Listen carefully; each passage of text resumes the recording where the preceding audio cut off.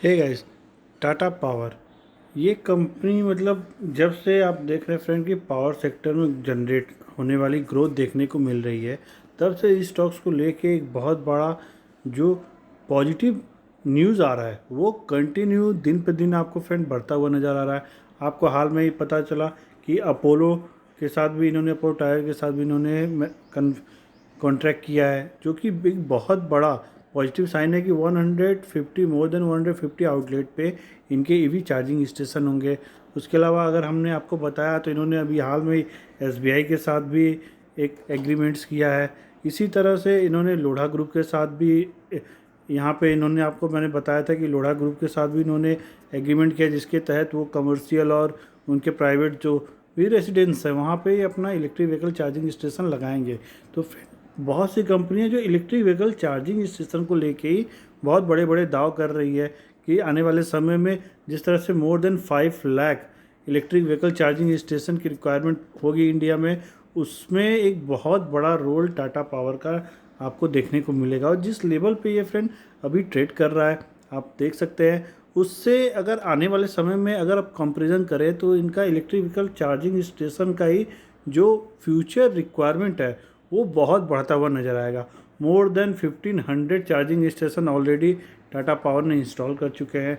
उसके अलावा दिल्ली, जो दिल्ली का ट्रांसमिशन कंपनी है, उसके साथ भी टाटा ग्रुप कॉन्ट्रैक्ट में है और सबसे ज़्यादा चार्जिंग स्टेशन वहाँ पे भी आपको देखने को मिले टाटा पावर के।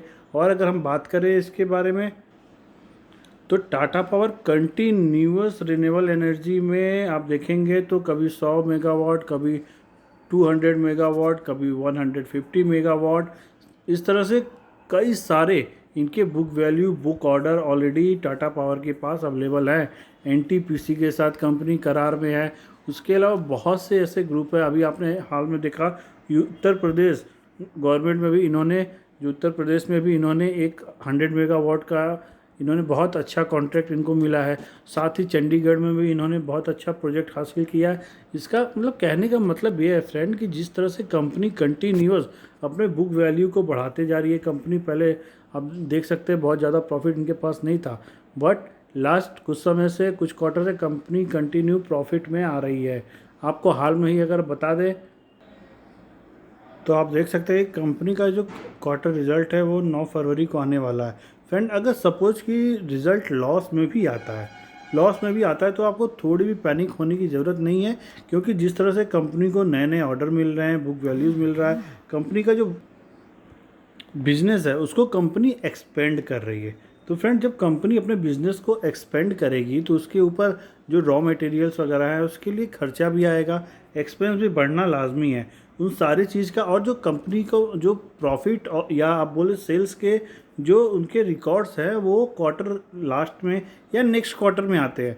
तो इन सारी चीज़ों का मतलब ये है फ्रेंड कि सेल्स एक्सपेंस के नंबर इनके पास आ जाते हैं और वहाँ पे इनका जो प्रॉफिट का नंबर है वो लेट में आने के कारण भी ऐसा होता है कि सेल्स के नंबर की वजह से इनका प्रॉफिट जो है वो कभी कभी कम दिखता है या थोड़ा लॉस में दिखता है। क्योंकि ये अगर जो मतलब जिस तरह से ये अपना बिजनेस बढ़ा रहे हैं, बिजनेस मॉडल बढ़ा रहे हैं, तो उन सारी चीज़ों में फ्रेंड एक्सपेंस लगता है, खर्चे लगते हैं।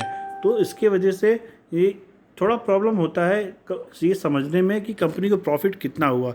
इन सारी चीज़ों का फ्रेंड क्वार्टर दर क्वार्टर, जब 2 साल, 3 साल, 5 साल, 10 साल के बाद जब कंपनी का जो कॉन्ट्रैक्ट है, पीरियड है, वो पूरा होगा, उसके बाद उनकी वैल्यू जो आती है फ्रेंड उसके ऊपर ही डिपेंडेंट होता है कि कंपनी प्रॉफिट मेकिंग हो रही है या लॉस मेकिंग हो रही है। तो स्टार्टिंग में जब बिज़नेस बढ़ रहा है फ्रेंड तो थोड़ा बहुत प्रॉफिट कम हो सकता है, तो इसमें थोड़ी भी पैनिक होने की ज़रूरत नहीं है। आप इस स्टॉक को वेट करिए, 5 to 10 ईयर्स ओनली दे दीजिए, उसके बाद आप देखिए स्टॉक्स का रिदम क्या होगा, ये स्टॉक्स आपको क्या करके दिखाता है।